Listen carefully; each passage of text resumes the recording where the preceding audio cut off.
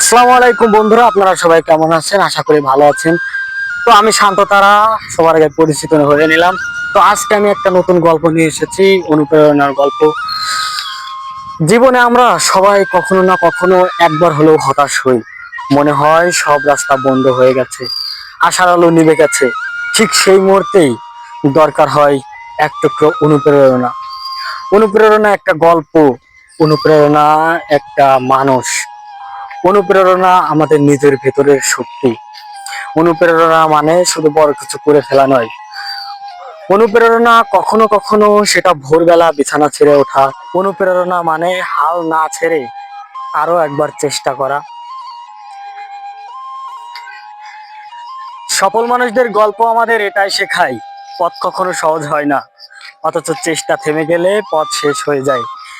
Nelson Mandela বলেছিলেন, আমি কখনো হারি না, হয় জয় করি নয়তো শিখি।